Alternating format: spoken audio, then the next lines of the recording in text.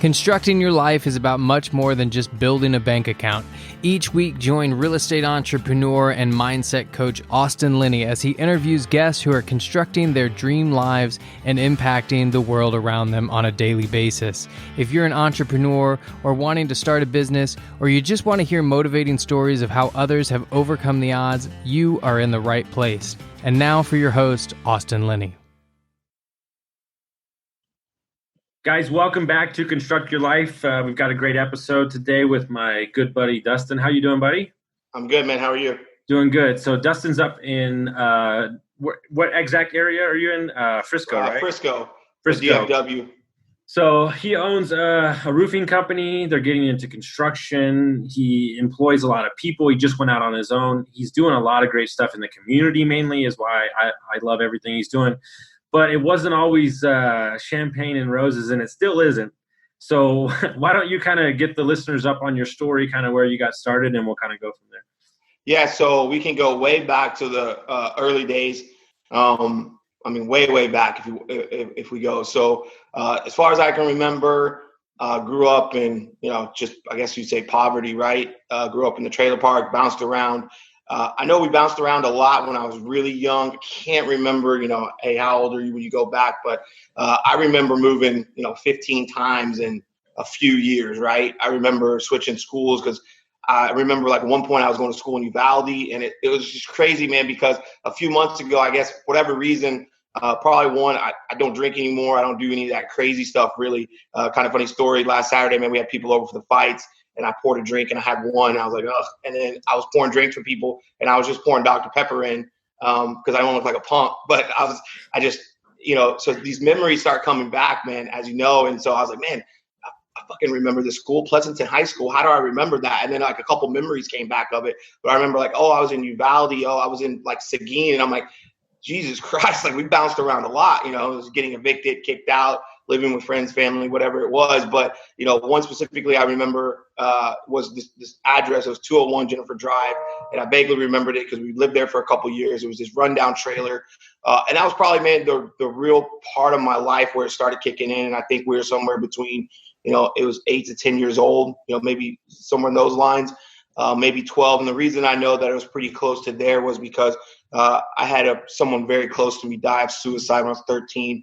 He was like my older brother, man. He was a cousin, but he lived with us ever since I was little. So since I can remember, he had lived with me. So he's like, I actually thought he was my brother forever. I didn't realize he was actually my cousin until later on in life. But he died when I was 13, so I remember right up to that point. But man, we lived in this trailer for 3-4 years. It was as rundown can be, man. It was. I remember I had a fucking hole in my room, man, where you could actually sneak out. So, looking back now, I was like, wow, man, that'd actually been pretty cool. Like I just had a bunker to get out. But hey, man, I remember like one time coming home and there was like it wasn't a rat, but there was a small little rodent in my room. And so like I put my mattress down over. I was like, man, this is crazy. It was 3 bedrooms, man. But like one of the bedrooms, you couldn't even go in. It was it's like outside. It had like caved in. So they'd like closed it off, Didn't have running water, didn't have electricity half the time, not food. Man, I still don't know who my real dad is to this day. I have no freaking idea, man. This guy could be my neighbor and I wouldn't know. I've tried a few things like the ancestry and try to go back. It's been dead ends, but I have no clue who he is. Never met him. Talk about trials and tribulations with that, man. My mom, I have no relationship with my mom. Wish her the best, but she lied to me. Like I actually thought this other guy was my dad. We actually formed a really good relationship for a couple years, and my mom, told me this is your dad. Finally get to meet him, so I met him when I was like 15, 16. Started forming this relationship, man. This was kind of when I was going through some of my stuff. And then to come to find out, he wasn't even my dad. Like my mom had straight up like lied to me. So it's pretty, man, that fucking hurt, man, because I had just lost the closest person to me when I was 13. So then I meet my real dad when I'm probably 15 within a couple years, which I thought, and then find out he's not even my real dad. So it was, pretty traumatizing to go through all that.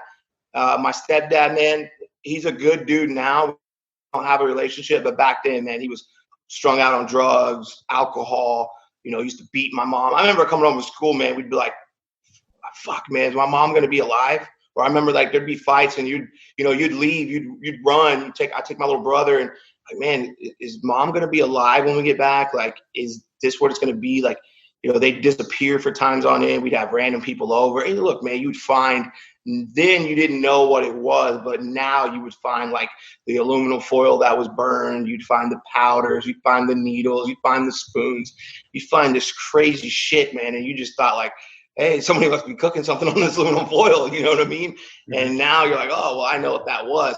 So that's what I remember growing up, man. I remember the alcohol, the drugs. I remember like just the shit you're probably not supposed to go through, but and back then you thought it was life, right? You thought it was just normal where we grew up.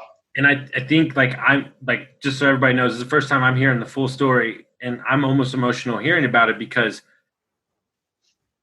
the sense of not there's no trust, there's rejection, there's so many things. There's no stability would be an understatement. There's no stability by any stretch of the imagination. So as a kid in your formidable years, as you look on and back at now, you were just living your life. But I would imagine that spurred on the chaos that ensued for a couple years until we got where we are today. Oh, yeah. Yeah. It was tough, man, because, you go through those things and, hey, man, I loved my mom for forever. Like letting go of my mom out of my life is one of the hardest things I've ever had to do. It's tough, man. Even when you go through all that stuff, man, it's your mom, right? Like you love your mom and not knowing my real dad and, was never close to my stepdad. I mean, I remember he used to smack us around for no reason. It was like, hey, did we not shut the door right or grab something fast enough? And it was tough. I remember one year, man, me and my brother still talk about it. And my brother's, he's lived a very tough life. One year for Christmas, man, the only gifts we got were from a church. And it was like a plastic sword from like the dollar store and this like basketball.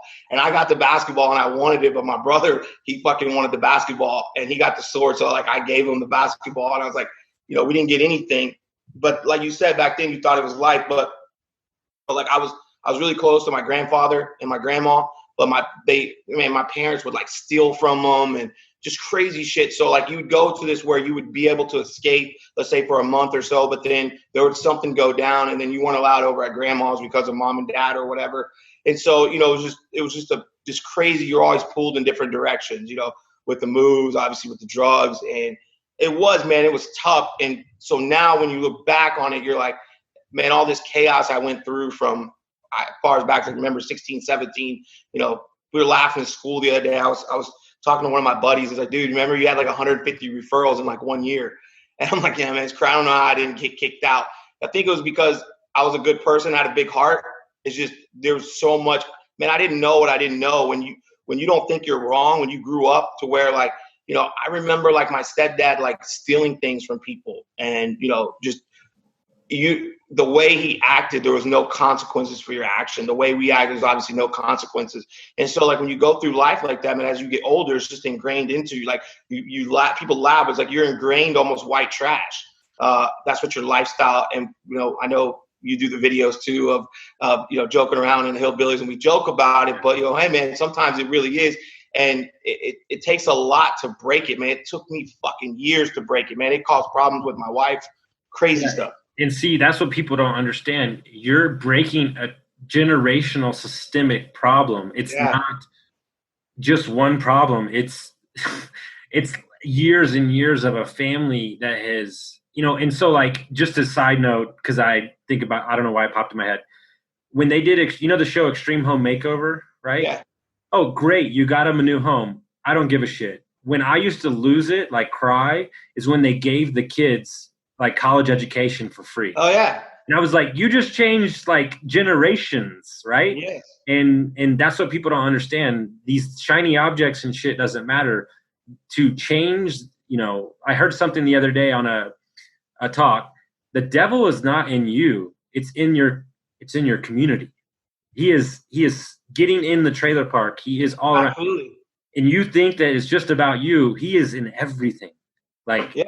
And that's everywhere you look. Yeah, it's everywhere you look. And it's this cycle of over and over again. Well, I can't do better. Well, then I try to do better and then I get knocked down. I try to do better, I get knocked down. So why don't you take us through, which I'd imagine was a wild time. I think you got me beat, but I might be able to go with you. Talk about from like 16 on, like ending high school, was it pretty crazy there for a while with the drugs and everything? So yeah, hope I have immunity, right? So man, I don't want to incriminate anyone, myself, and I think, and going through all that stuff, right? Like you said perfectly, it's everywhere around you. Think it's acceptable. You think drinking is acceptable. You think drugs are acceptable, right? Like it was weird, man. But one thing I can always remember was that no matter what, and I don't know where you get this from, right? I really don't. But there's a crazy story, man. So like my brother that died, he was my best friend, man. He was my idol. There were some crazy stories you try to talk or you get real emotional about, but people used to say he was my guardian angel, and that's how it was. And when he died, man, when he killed himself when I was 13, it was the fucking hardest thing I've ever gone through. It broke me, man, mentally. There's not too many things that have ever broke me mentally. And right before he died, man, the craziest story ever was we were hungry and we didn't have food. We had no food in our house. My mom and dad are fighting and they're beating the crap out of each other in the house. And we're sitting outside the trailer. We're sitting in this like old truck that didn't work. And he had like gone to the store and somehow got some steaks. I don't know how he got them, right? But he got them because he's like, man, I can't let you go hungry, right? And so we were cooking them like literally in the ground. Like, man, like we lit a fire and he was like cooking them in the ground. And that song, Travis Tritt, I'm Gonna Be Somebody, came on, right? Shut the fuck up. Dude, that's my song. Don't you dare. Yeah, man, I swear. And the craziest part, man, is he's like, hey, man, we're going to be somebody someday. And it gives me chills, man, but it was fucking ingrained in me, man, my whole life. And I remember at 13, remember I'm 37 now, and that's a long time ago to come on. And I would just remember from that day in my life, I was like, this is my fucking life right now, man, but it's not going to be my life forever. And what was crazy was even in the short-term game, man, I'm so impatient. I'm so impatient when it comes to like day-to-day stuff. Like I can't sit still. I want results yesterday. Like I'm that guy. But what's really strange for me is in the long-term game, I'm patient as fuck. And I know that like, hey man, I know that it doesn't take. So even though it might've taken me, 20, 30 years to get to where I'm at, I knew I was going to get there. And I had it in my brain, like, man, this is my life now, but it's not going to be my life forever. Me sleeping on this park bench, this is just a step to where I'm going to be. And I don't know where that came from. And I don't know if it's from a song. It sounds crazy, but it's in crazy stories. You want to talk? My wife, we've been together 7 years, man. Greatest thing that ever happened to me. And she when we first met, she didn't know these stories, and we talked. And man, no joke, I had this Acura when I first met her. I had a Tahoe and an Acura, and I paid cash for the Acura, and it was a decent car, man. It was like the TXL, the upgraded one. But man, the light in the stereo went out, and it never worked. And so one day we were driving to the casino, and she was like, "Man, talk to me about your brother." And I was like, "Okay, whatever." And we were listening to music, man, on the radio. And no joke, as we're talking about it, the freaking radio light started working. Okay, and it started getting like staticky. And we were talking about like how songs that meant to me. And she was like, "I've never heard that song. My wife didn't listen to country when we met her." And that song came on. And we're in the middle of fucking Oklahoma. Hey, man, I swear, like, if you can call my wife right now, and there's crazy stuff that has happened in my life, man. And that's not a song that doesn't come on very often, like ever, right? Ever. And that song came on, and it comes on so randomly. The other day, we were in a store. She goes, "Do you hear the song that's on?" And she'll get chills. And we'll walk into hey, man, we walked into Belk, fucking Belk, right? Like, and that song came on. Like, I don't know if that's on the playlist. And she's like, "Oh my God," like just crazy stuff, right? And so that's been my whole life. So, man, at one point in my life, probably 14, 15, man, I was like, I can't do this anymore. I remember there's an instance where my stepdad had basically slapped my little brother, slapped me, and chaos pursued, physical altercation. Look, man, I was abused as a young kid, and I'm fucking bouncing, man. So I left, and I didn't know what I was going to do. I remember, man, for, a couple of weeks, I was sleeping on park bench. I remember trying to sleep in cars. I remember telling a couple of my buddies, "Hey man, can you leave your parents' car unlocked?" Right? Slept in the car, tried to sleep on back porches, anything, anywhere I could.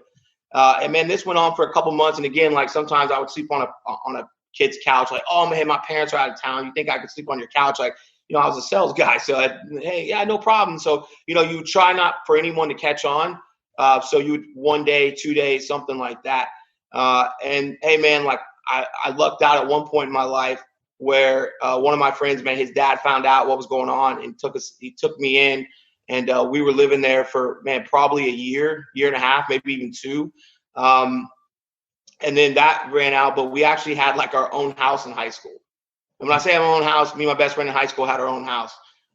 So parties, everything you could imagine, craziness. It was wild times, drinking every night, every weekend.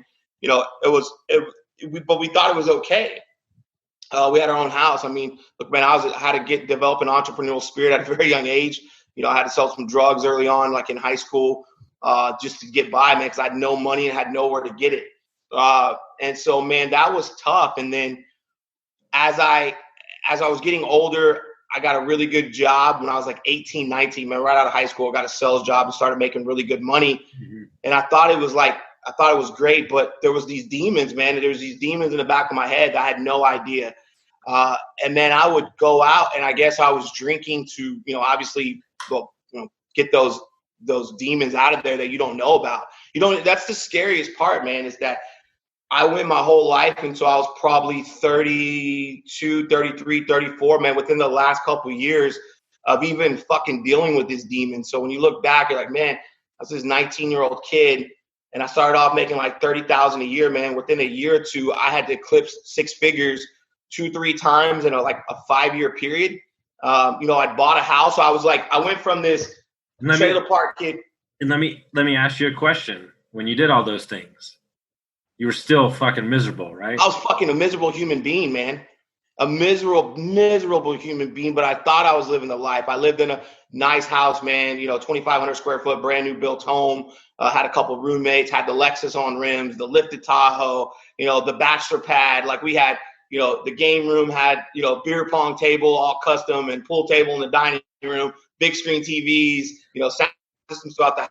And I was miserable, girls over, parties. Because you did the opposite of what you thought would get you the happiness, right? Mm-hmm. This is my champion that I will forever on this podcast. You did the things that society told you would get you to not feeling the trailer park. Oh, and yeah. The drugs and the abuse.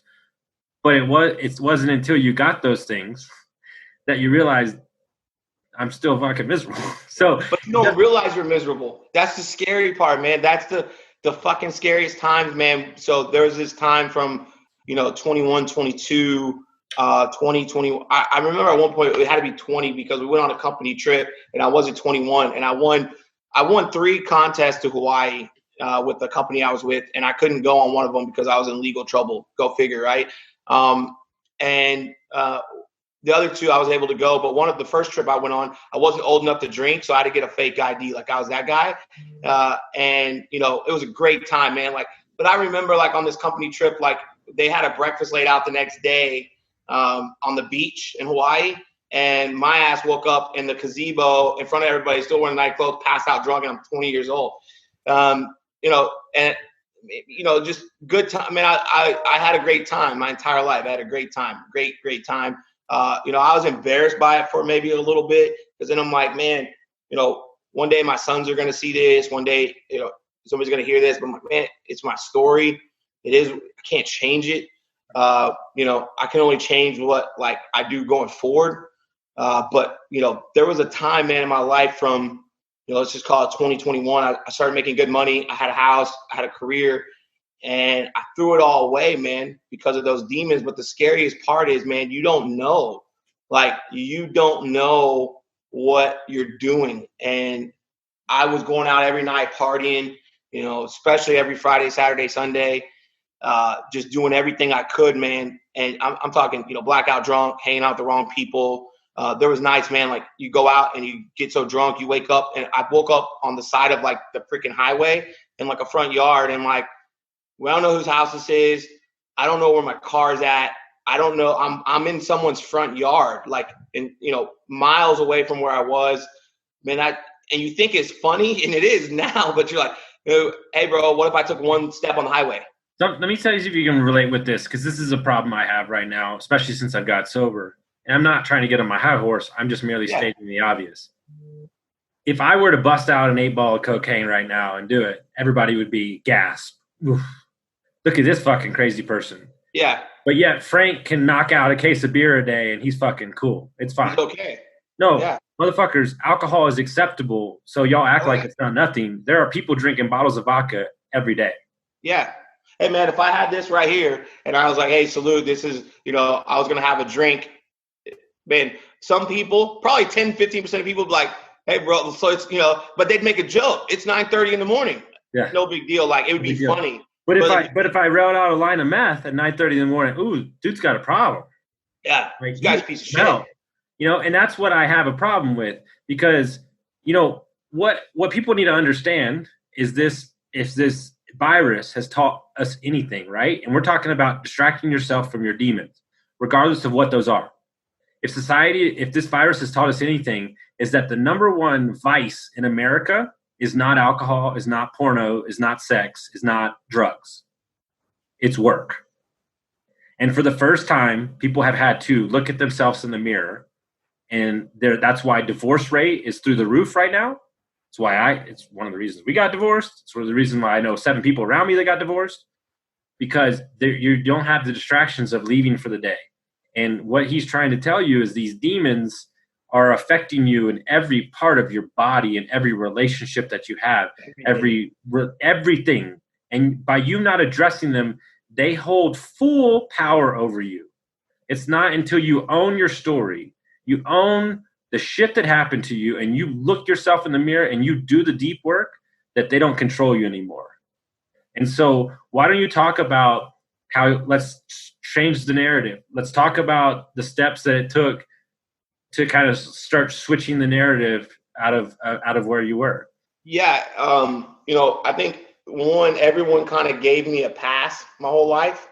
And look, man, people will make excuses for your past when they find out what you've been through a little bit, right? When you give them a taste of it, they'll, oh man, I can't imagine. And you can't, right? When people are like, I know what you went through. I'm like, no, you don't. You don't know what it's like to go to bed hungry. Unless you went to bed hungry, you don't know. You don't know what it's like to eat cat food, like, because you're fucking hungry. Like, you don't know. You don't know, unless you went through it, man, you don't know. And the craziest part is, man, people go through shit differently. Like, you can have something happen where, like, hey, man, I've been abused as a kid, beaten, like everything in the book. And hey, someone could have something smaller happen, if you will. Hey, man, but it could have affected and what I went through, and that's okay, right? And so, but my whole life, man, I was life of the party. I think I had a good heart. People saw that. I was respectful. I was a great sales guy, a great employee, and work took my mind off that shit. So I would work 7 days a week, and people made excuses, man. So like you said, if you were, doing drugs or alcohol or something happened, man, you're like, it was not, not to say superstar, but hey, man, when you're like the number one sales guy in the company or in your region, people like overlook the other shit. They're like, well, this dude's production's over here. Okay, cool. Fire the other guy. And so that's what happened for so long, man. And then finally some of my legal troubles caught up with me. And look, I played the lead role in all my shit. So, I was the guy that like, hey, there were some things that happened probably out of my control, maybe 10, 15% of them. But the 15 other things that led to that point, I wouldn't have been in that situation if I wouldn't have been the lead actor in my role, right? So this went on from 21 to, man, probably 30, 31, right? Even when I met my wife, man, she was on a ride for, 3-4 years. And by the way, just a side note, I've never met her, but I've seen her on Facebook. I don't know if you're paying her cash every day or you drugged her. I don't know how you got her. No idea, man. I fucking don't. First of all, she's gorgeous, beautiful, amazing. I mean, way out of my weight class. I fought out of my weight. And that's when people say, hey, man, are you a great sales guy? I'm like, look, motherfucker, this is why I'm a great sales guy. Like, that baby, yeah. Not with me for my good looks. She's not with me for my charming personality. I was poor when I met her. So, hey, man, when I met my wife, I was living in efficiency, $500 a month. Like it was a ladies' detached garage. It was turned into an apartment, and that's where I was living. And I was living my life, man. I was isolated. So why she's with me, I have no idea, no clue. But me and my wife, man, for 2 or 3 years, I put her through hell, right? Look, man, there was one part of my life that was really deep and dark. My grandfather died right when I met my wife. And I probably went through a day in my life where every day for over a year, man, I would do coke. Okay. Almost every day, man. Every day. But I functioned. Like, man, my best friend didn't know. My wife didn't even know, man. I had to come clean to my wife after it happened. And it was a numbing effect, right? Because you couldn't drink every day at work, right? You couldn't drink every day and get up. Like, you couldn't. People, so it was like, oh, I can do this vice. And I did.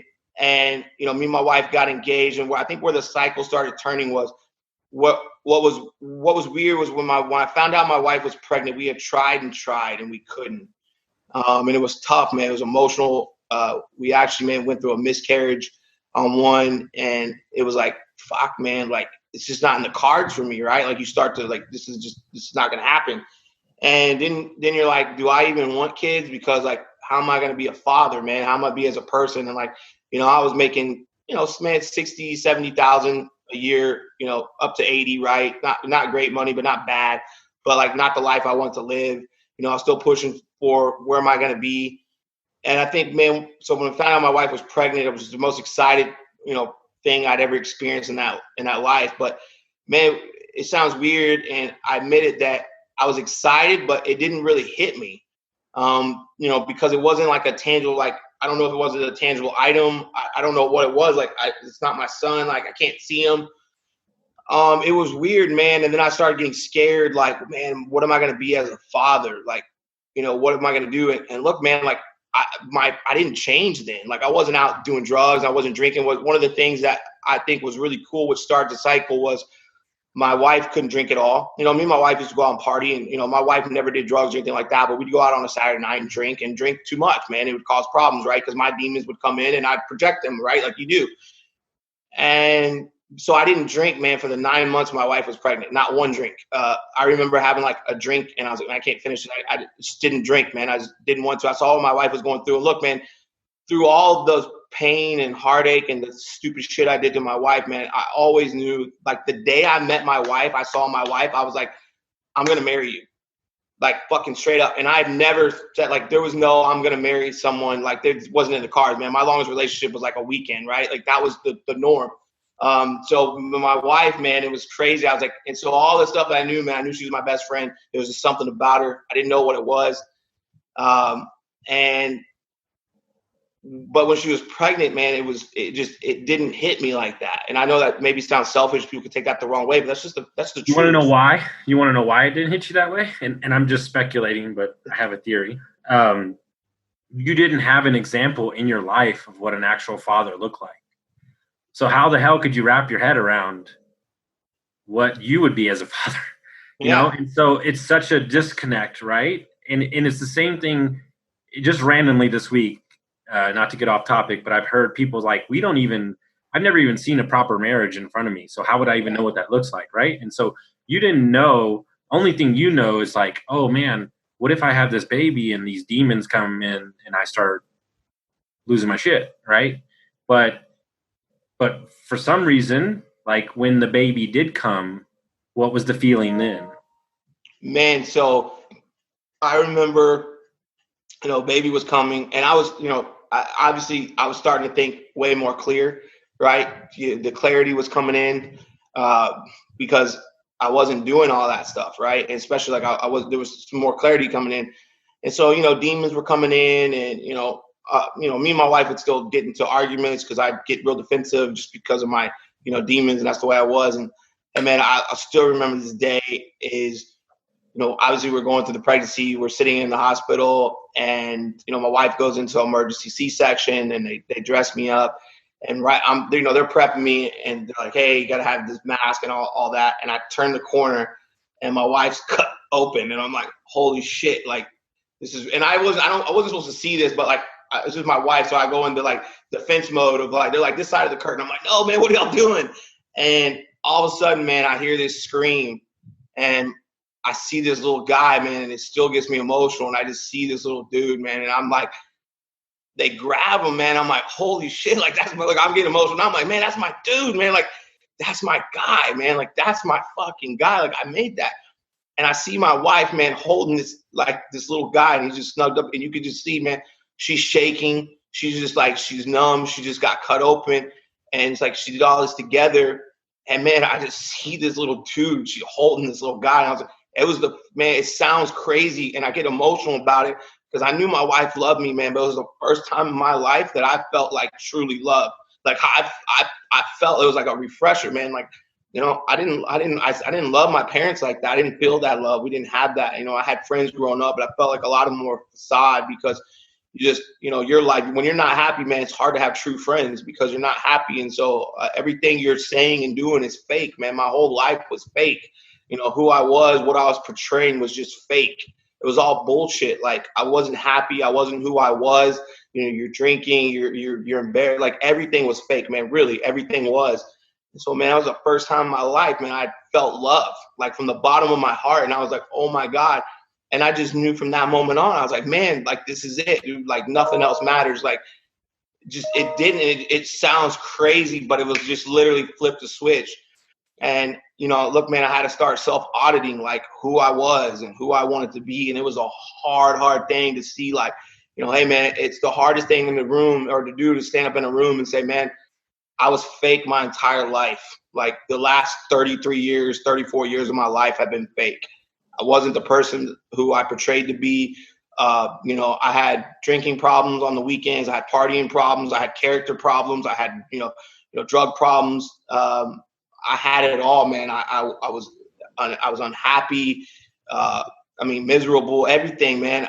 Wasn't good to my wife. I wasn't good to my friends because I was fake. It said nothing about them, nothing. It was all about me because I just never experienced it. And like, when I was able to hold my son, it was like this whole world just like, wow, man, this is what real love feels like. It was the first time, and I was so excited, and I'm still so excited. Like, it's the greatest feeling on earth. And I just knew, man, that there was nothing I wouldn't do for that little guy. And I would figure it out, man. Like, I would figure it out that kid would ever have no idea what the fuck I went through. Never. Like, he would never have any idea what I went through. And I would never let him go through it. I'd never let my wife go through that. And, man, it has helped our relationship so much, man. I mean, yeah, we still getting marital, spouse. I usually blame her. She's hormonal, but, hey, that's but no, we the change in our relationship has been because of, me not being a piece of shit, really. It's being like me being authentic, and, we talk through things a lot more. She's my best friend. My son's my best friend. Now my youngest is my best friend. But it did, man. It took a lot of self-auditing, and it hurt, man. Like, okay, yeah, man, you were abused as a kid. Yeah, you went through these things. So what? Like, who cares, right? Like, stop being a little bitch about it. Like, no one cares, man. At the end of the day, no one cares. Like, we could have this, and you could talk, and this story could hit them, and it probably resonate for 24 hours, but then they don't care, man. They really don't. They don't care. Doesn't matter where you came from, whether it's the other end of the tracks. No one cares, man. And so I had to get over that shit. And it was like, how? It's like, am I going to let those things affect what my son, like my relationship with my son? And it was like, no. And then I flipped it the other way. I'm like, man, everything I went through, everything. Hey, bro, it was all worth it to get to this point. And that was it. I was like, it didn't matter anymore. It was like, okay, cool. All that stuff, man, it was great. I'm glad it happened, because if I hadn't gone through that, would I be here? Like, right? And so it's a real question. And would I have this great relationship with my wife? Because it's not fake. Because we've been through so much, man, that there's a lot of like trust now. And there's things, and look, man, there's some stuff that my wife had asked me, like, look, you got to say the truth because I'm telling the truth because you're not going to like the answer, but it's led us to have this authentic relationship, man, that's built around us. It might not be the quote unquote, perfect marriage. We're both highly, highly emotional. We're both widely competitive and but hey, man, it's us. And there's no doubt that I love my wife more than anything on earth. There's no doubt that she loves me more than anything on earth. And it works for us, man. And I think it's all come to that point because of me, man, because of I had to realize what I was going through and just self-audit, and then like, okay, now where do you want to be, man? Like, what do you want to stand for? Where do you want to be and where do you want to go? And, that was the next step. Okay, now what? And I was still in the fitness industry and, doing some high level stuff. I was the managing partner for a place, making good money, man, but I still wanted more, right? Because what was crazy? This is where the growing up phase really happens, because you want to be a good person and a good role model, and you want to be there for your son, you want to be there for your family. But it's like, is it just money you want to be there for them? Right? Is it the time you want to be there for them? Is it what is it you want to leave on them? Like, what's your legacy, man? And I remember once my son was born, my mindset started shifting. Legacy kept coming in my vocabulary. Like legacy. I think for the first time I was proud of my last name, because when I saw Connor John Gutkowski, hey man, like Gutkowski, that's mine. I don't have a lot in this earth, but I have that.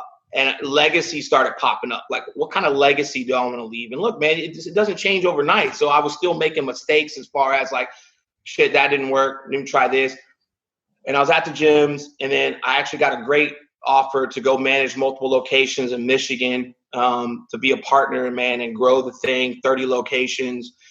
I answered to no. I was the VP. Literally, it was the two owners and then me.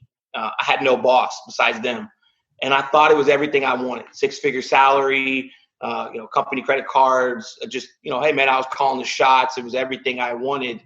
And then I realized that the money didn't matter, man. Like I wanted to make an impact over income. Fuck the money, man. It doesn't mean anything. I started thinking, wow, man, when I made 30,000 or 100,000, I was still miserable, and everything in between. So it wasn't the money, man. When I had enough money to spend, and X amount of dollars in your bank account, which was more than I ever deserved, I still wasn't happy, right? So it's not the money. Okay, so what is it? I want to make an impact. And I think one of the things that resonated the most was when I was up there in Michigan, we started a toy drive, and I started it with the help of one of the police officers with DPD. And what we did was, hey man, let's make our gym locations the drop off and do toys for kids in need. And Detroit, man, you go to Detroit, it's way different than Dallas, right? Like, people like Detroit's different. Okay. I loved it, but it's just different. And then we want to take it a step further. Let's get all these toys. Let's do a wrapping party, and then let's deliver them while on active duty, right? To get them out in the streets to kids that like, hey man, we delivered to one home, and the kid's like, I go, where's your Christmas tree? We don't have one. Fuck. Got to go to the store and buy a Christmas tree. Like, man, you can't have, like, my man, we just dropped you off Craigslist, now you don't have a Christmas tree. And the feeling that I got from that was the greatest thing on earth. Like, it was better than any dollar or any deposit in my account. It was something I was like, man, this is cool. I like this, right? And so I started wanting to do more, and I wanted to make that impact. I wanted to make an impact. The money didn't matter. And for the first time in my life, man, the money doesn't matter. And ironically, I've made the most money I've ever made in my life, because people think that I'm chasing money. And I'm like, the craziest thing about it is, man, you can't beat me because I'm playing an infinite game. I'm not playing for a paycheck. If you want to play for paychecks, we can go at it with paychecks, and I'll still wear your ass out. It doesn't matter what you want to play for. We can play for paychecks, pinks. It doesn't matter, because I'm playing an infinite game, man. I'm playing something that I want to leave when I'm gone. So there's no end to me. So while you're sprinting to get to an end, whether it be 6 figures, 20,000 a month, or a $500,000 home, hey, bro, congrats. You got there. Now what? Because I'm still going, because I know that my game doesn't end, man. So for me, there's nothing that this goal of, I want to leave this legacy, man, doesn't stop with making, X amount of dollars, having a nice car. Hey bro, I have a $100,000 insurance policy on my sports memorabilia in my office. It doesn't mean anything to me. I throw it all away, because at the end of the day, the things that matter to me is my wife healthy, are my 2 sons healthy, and do I have them around? Yes, fucking great, dude. Everything else doesn't matter. None of it matters. It becomes easy to me. The work, it's not work anymore. It just becomes easy because I can use this to make an impact, right? Like I was telling you earlier, man, I met these guys at a build. We're doing their roof. Had no idea this guy's donated 3 million meals to hungry kids. And when we start sharing the story, he's like getting emotional. Like, man, you're one of the kids that we helped, and now you're an entrepreneur. So, hey, man, I just go to Kroger, buy, a couple $100 worth of food for him. Cause I was like, what kind of stuff? And I go drop it off on his front door. I just dropped it off on his front door. Like, here you go, man. Like, just thank you for what you do. One, thank you for what you do. That's awesome to be able to feed these kids, because I know what that's like to go to bed hungry, and it sucks. And hungry doesn't have a face. You don't know what it looks like. It's just a terrible feeling, and I can remember it. So thank you, and then thank you for your business. But to be able to use this platform now to give back, and now that I do have a little bit more money, I'm able to do things like that, and it's okay. And man, I think all that stuff comes back, but that's just part of the legacy I want to leave, and that's what I'm hoping like I can instill into my kids. And I'm hoping my kids will take that on too. because they have no idea, man. My son, he's so spoiled. He's got 2 arcades downstairs, Spider-Man car, Spider-Man bike. You know, he's got MTV cribs in his toy room. He has no idea what's going on, man. This dude, he's living the life, man. The other day we're rolling through the neighborhood. He's got a Spider-Man robe on like Hugh Hefner. He's riding in his Power Wheel, dude, just cruising through the hood. And he's living life, man. And the smile on his face is the greatest thing on earth. It's all that matters, man. It's not the material. It's that smile that he has, man, because you can see it. And I think the greatest feeling for me on earth is when you go somewhere and you hear multiple times. And look, I'm one of those people, I don't give a shit what people say, good or bad. Like, hey, bro, you say something good about me, great, Austin, respect. You say, fuck you, Dustin, hey, man, respect. I respect you either way for your opinion. But when someone tells you, man, your kids feel loved and they look loved, bro, that there's nothing. It's like that right there is like, hey, man, I'm doing all right. Say what you want about the other stuff, and you probably got it. But, hey, man, when someone says multiple occasions, your kids, they feel love, man. They look loved. They're happy. That's the greatest feeling on earth to me. And it's not just material, because you don't get that from materialistic things. You get that from being able to show them attention, rolling through the hood when you're doing that, catching your son's first fish, like all those things, man. Like, you know, happy baby. We have happy babies not by accident, because we just showered them with love, man. My wife's the same way. Like, she's she's the greatest mother out there. And like, hey, man, if you get your wife a #1 mom mug, we're going to have some problems, because I take that shit serious, because my wife's, she's #1, man. And I believe that. She does an incredible job, man. I don't know how she does it, but she stays home and she takes care of our kids. She's made our house a home. She's incredible. I look up to her, man. I envy her. I respect the fuck out of what she does, man, because our kids are great. Like last night, I go, I love you, Connor. He goes, I love you more, Dad. And he's like, you know, that's the love, man. My wife's instilled in them too, man. And it's great. So that's kind of, you know, where it started, where it's gone, and the trials and tribulations, you know, in the middle are, man, everything you can imagine has happened. Some of it's been fun. Some of it's been not so fun. Hey, bro, you know, wake up in a jail cell. You're like, hey, fuck. Well, that probably wasn't the smartest thing to do. And, you know, there's to be where we're at now and feel like we're only going at probably 10%, man. Where I'm at now is like, hey, listen, I'm only getting started. And, you know, for me, it's like proving all these people wrong. Like, hey, man, remember when you used to laugh at me when I don't have Nikes? I'm going to fucking buy you a pair of Nikes and laugh at me now, right? Like, fucking laugh now. Laugh, and I'm just getting started. Remember when you used to call me white trash? How funny is it now, right? So, like, you know, these things, like, I'm trying to prove all these people wrong. Like, oh, man, I wasn't going to amount to shit, right? I was going to be in jail. Well, you're right on part of it, because that did happen. But look now, man. And I don't want it to be an ego thing.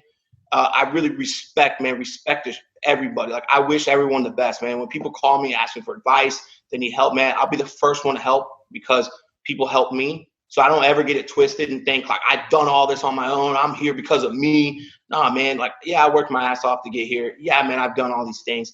But at the end of the day, man, like, I had a lot of great mentors. I've had some guys that have had my back, man. I've had my wife. I've had all these people, man, that have had my back. So to sit there and say, like, yeah, I want to prove all these people wrong. But at the same token, man, if one of these people that used to laugh at me called me up and needed help, man, I'd be the first fucking dude to help. Like, first one, without a doubt, man. And never hold it against them, because ultimately that's what I want, man, is to mentor people and help people. Like, I had someone the other day, man, you've helped me out with some money here and there, and I'll pay you back. And I'm like, look, dude, I don't care about that. The ultimate pay me back would be get your shit together, become successful. That's it, man. If you can do that, it's all worth it to me. It's all worth it. That's it, man. That I don't need the $100 back. I don't need the 500 back. I want you to get to that level you're trying to get to. If we can do that, man, it's going to be great. I mean, I don't know how long you went, but I don't want to muddy it up with too much words, because that was just, I want to play that back like over and over and over again. Dustin, you embody everything that I wake up and try to be every day. And I did not know how similar we were, and I saved it for the end of the thing. That fucking song is my fucking theme song to my life. No, yeah, man, it is. It's crazy. And the thing is this, I didn't grow up in a trailer park. I grew up on a country club. with a rich dad. So it doesn't matter. You know what I realized the other day? It doesn't matter where the fuck you came from. Everybody has their own shit. Oh, yeah. And who you are as a father, who you are as a man is all, and who you treat your employees at is all I care about, right? And you do those at the nth degree. You're 100% right. I don't need the money back when I helped you out. Just be better. Just do better, and let's grow together, right? And the same way, like, you feel like you're just getting started, I feel like I'm just getting started too. Yeah. And here's what people don't understand. Because me and you are playing the same game, the infinite game, we win every time. You don't stand a chance. Because when are you going to lose? There's no option, because all we want to do is make more money to give it away. Yeah. That's all we want to do. You don't stand a chance. You're left in the dust because you're playing, how many apartments you have, how many rentals you have. I'm playing the game saying every day that I wake up, how many people can I lift up? That's it. And I see you with your clients. I see you with your employees. I see you with your family. And it blows me away. That's why I'm honored to give a platform to share your story, which needs to be everywhere. But I just wanted to tell you, man to man, I 100% respect who you are as a father. The business is separate. I know you're great at that. But as a father and a husband, you truly make me want to be a better person. I know that I'm going to walk away from this interview feeling better about my life. And I just truly respect the journey that you've been on. And I know you're just getting started. And I just want to thank you so much for laying it out there. I mean, I'm blown away, like seriously blown away how far you've come. And we have very similar stories,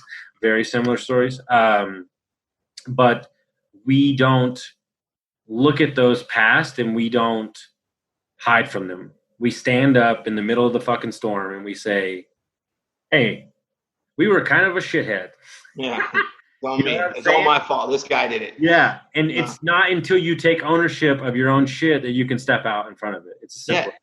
And stop judging people for their shit, man, because like, who the fuck are you, man? Like, seriously, everybody has their shit. How can you tell me how shit affects me? Like, who are you to sit there and say, and like, look, man, I just like, I care about what my kids think, right? I just don't care what people think about me, good or bad. I just don't get caught up in it. And look, it's tough sometimes, right? Like, because you want to prove people wrong and it can be a contradicting. And I get it. Like, I'm a walk contradiction because on one minute I don't give a fuck what anyone says, and the next minute I want to prove you all wrong.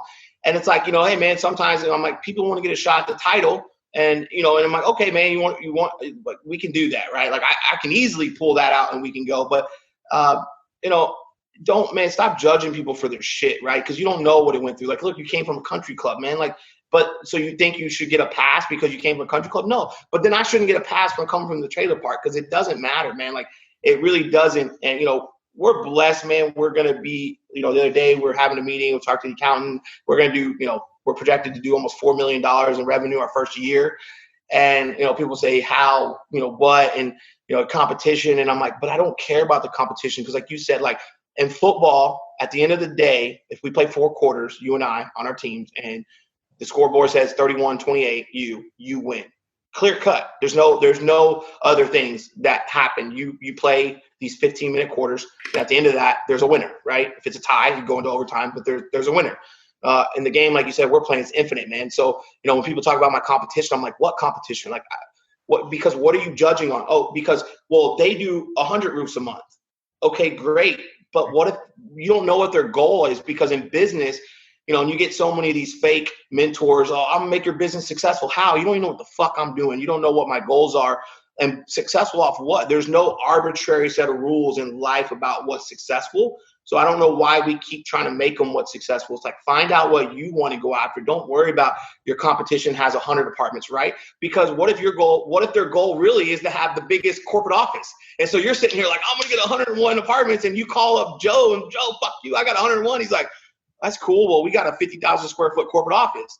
So this whole time you're chasing this demon, and it's not even what his goal is. So I just don't get caught up in that, man, because it's like you said, we're chasing this infinite game, man. Like, there's more beyond it. One of the greatest things I've ever heard somebody do in a workshop was they said, name 3 people that you look up to, write their names down, and then I want you to write 10 qualities that they have that you see in them that make you look up to them, right? Yeah. And they made you cross out those people's name and write your name above it. And they said you would not see those things in those people if you didn't have them inside of you. Yeah. That's awesome. And at the end of the day, it's a simple sum game. This is a you versus you. The only person you're fighting is yourself. Absolutely. And by you swimming against the current, you're messing with the universe. When he's telling you that song comes on randomly, it's to remind him over and over again of that and then where he's headed. And that's just the universe just tipping their fingers in. Oh, yeah. You know, it's just how it works, man. And you got to do it. Why don't you we'll wrap it up here, and tell them about your business and how they can get a hold of you if they need anything. I know you are expanding, and just how they get a hold of you if they want to. Yeah. So obviously on Facebook, Results Roofing. So just Results Roofing. We're in Keller, Texas is where our office is. You know, if you want to go to the website, www.results-roofing.com. You can find me on Facebook at Dustin, and it's Gutkowski, Gutkowski. All contacts on there. You know, we're a roofing company. You know, we do roofing, we do some construction stuff all through DFW. We're doing a couple in San Antonio, New Braunfels area, Austin, Waco. So, you know, we can expand out. So we're definitely expanding, man. So, you know, if you want to get a hold of us, or, you know, more importantly, man, personal, professional, it doesn't matter. If you got a question about your life, you can reach out, right? Like, reach out personally. Don't mind sharing the story because, you know, for me, hey, man, I come out every day with my back against the fucking wall. I remember these bad times because it keeps me going, and I don't want to ever forget them. But, you know, hey, man, not everybody goes that way. And some people just want to know where to start, man, right? And so if anybody wants to get a hold of professionally, always there. Obviously, we love professional work. It's how we pay our families. But, you know, more importantly, if somebody needs something personally as well, just a chance to talk, get it out. Hey, man, you can reach out to me personally too, you know, on my Facebook and contact. We can go from there. Well, I love it, man. I'm so happy that you shared your story. I can't wait to get this out to the public. Dude, thank you so much, brother. Thanks for having me. We'll catch you next time. All right, brother. Have a good day. All right, you too, man.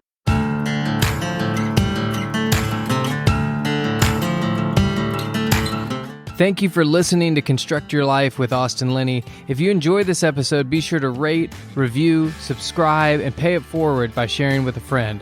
Most importantly, take this opportunity to start constructing your life by taking immediate action on what you learned. For show notes, resources, and more information on one-on-one coaching with Austin, visit constructyourlifepodcast.com.